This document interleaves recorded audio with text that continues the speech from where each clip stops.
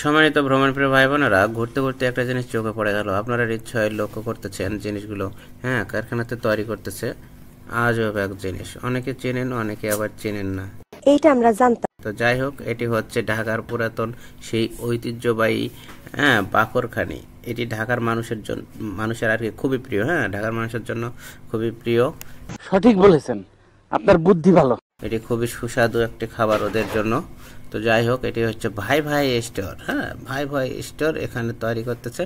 তো ঘুরতে ঘুরতে গাজীপুর চৌরাস্তায় গেলাম, গিয়ে দেখলাম এই অবস্থা। গাজীপুর চৌরাস্তায় এখন বানাইতেছে এই বাকরখানি। আচ্ছা ঠিক আছে, বেশি এক্সাইটেড হওয়ার দরকার নেই। তো এটি পুরান ঢাকার লোকেরা এবং ঢাকার ভিতরে যারা আশেপাশে, মানে পুরান ঢাকার আশেপাশে যারা থাকে, হ্যাঁ, তেনারা এটা খুব পছন্দ করেন আর কি।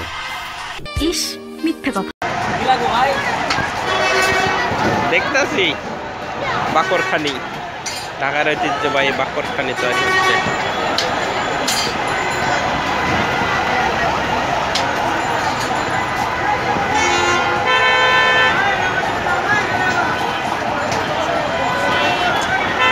সম্মানিত ভ্রমণপ্রিয় ভাই বোনেরা, কিছু মনে করবেন না, মানে ধান ভাঙতে শীতের গীত, কথাই আছে না, ধান ভাঙতে শীতের গীত। তো এই বাকরখানিটা দেখে একটা ইতিহাস মনে পড়ে গেল যে বাকরখানি কোথা থেকে এসেছে। তো চলুন সম্মানিত ভ্রমণপ্রিয় ভাই বোনেরা, আমরা একটু সংক্ষিপ্ত আকারে বাকরখানির ইতিহাস জেনে নিই এবং এটি কিভাবে তৈরি করা হয় সেটা জানবো, তারপরে এর ইতিহাস জানবো। কিছু মনে করবেন না, আপনি বেশি কথা বলেন। তো প্রথমে আমরা জেনে নিই এটি কিভাবে তৈরি করা হয়। বাকরখানি ময়দা দিয়ে তৈরি রুটি জাতীয় খাবার। এটি বাংলাদেশের পুরান ঢাকাবাসীদের সকালের নাস্তা হিসেবে একটি অতি প্রিয় খাবার এবং রমজান মাসে এটা আরও বেশি বেশি এই খাবারটা মানে সেল হয় পুরান ঢাকার আশেপাশে। এটা দিয়ে ইফতারির সময় তাদের বেশ জমে ওঠে ইফতারি। আমি বিশ্বাস করি না, আমি বিশ্বাস করি না, আমি বিশ্বাস করি না। ময়দার খমির থেকে রুটি বানিয়ে তা মসমসে বা খাস্তা করে ভেজে বাকরখানি তৈরি করা হয়। ছোট বড় বিভিন্ন আকারের বাকরখানি পাওয়া যায় পুরান ঢাকায়। বাকরখানিতে সাধারণত ময়দার সাথে স্বাদবর্ধক আর কিছু দেওয়া হয় না, তবে চিনি দেওয়া বাকরখানিও একেবারে বিরল নয়। চট্টগ্রাম অঞ্চলের বাকরখানি রসালো ও সুমিষ্ট হয়। ঢাকার এক সময়ের প্রসিদ্ধ রুটির মধ্যে অন্যতম ছিল এই বাকরখানি। বাকরখানি এতই প্রসিদ্ধ ছিল যে এটি উপঢৌকন হিসেবে প্রেরিত হতো। এখনও পুরানো ঢাকার কোনো কোনো অঞ্চলে তৈরি হয় বাকরখানি, সেখানে তা শুখা বা শুকনো নামেও পরিচিত। বাকরখানির উৎপত্তি স্থান হলো আফগানিস্তানে। তবে আজ আমরা আফগানিস্তান নয়, আজ আমরা ঢাকা গাজীপুরের চৌরাস্তায় এটি দেখতে পাচ্ছি, যা আপনারা স্ক্রিনে দেখতেই পাচ্ছেন। কি আশ্চর্য কথা। আচ্ছা যাই হোক, চলুন এই বাকরখানির ইতিহাস নিয়ে একটু কথা বলা যাক। বাংলাদেশের বাকরখানির প্রচলন নিয়ে রয়েছে বিভিন্ন অভিমত। বাকরখানি রুটির নামের পিছনে আছে এক করুণ ইতিহাস। লোকমুখে শোনা যায় জমিদার আগাবাকের তথা আগাবাকের খাঁর নাম অনুসারে এই রুটির নামকরণ হয়েছিল। নবাব মুর্শিদ কুলি খাঁর দত্তক ছেলে আগাবাকের প্রথম মেধার অধিকারী আগাবাকের যুদ্ধ বিদ্যাতেও পারদর্শী ছিলেন বেশ। রাজধানী মুর্শিদাবাদের নর্তকী খনি বেগম এবং আগাবাকের পরস্পরের প্রেমে পড়েন, কিন্তু উজির পুত্র নগর কোতোয়াল জয়নাল খান ছিল পথের কাঁটা। সে খনি বেগমকে প্রেম নিবেদন করলে তিনি জয়নাল খানকে প্রত্যাখ্যান করেন। প্রত্যাখ্যান হয়ে জয়নাল খনি বেগমের ক্ষতির চেষ্টা করে এবং খবর পেয়ে বাকের সেখানে যান ও তলোয়ারবাজিতে জয়নালকে হারিয়ে দেন। অন্যদিকে জয়নালের দুই বন্ধু উজিরকে মিথ্যা খবর দেয় যে বাকের জয়নালকে হত্যা করে লাশ গুম করে ফেলেছে। উজির ছেলের হত্যার বিচার চায়। নবাব মুর্শিদ কুলি খাঁ পুত্র বাকেরকে বাঘের খাঁচায় নিক্ষেপ করার নির্দেশ দেন। কিছু মনে করবেন না, আপনি বেশি কথা বলেন। অবশেষে বাকের হাতে মারা যায় বাঘ।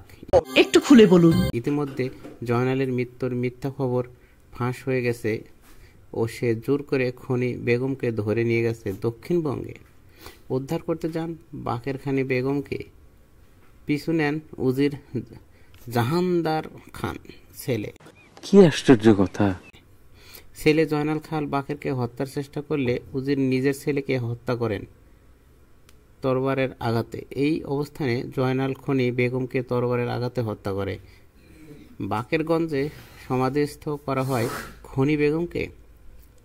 আর বাকের সব কিছু ত্যাগ করে রয়ে গেলেন প্রিয়তমার সমাধির কাছে দক্ষিণবঙ্গে।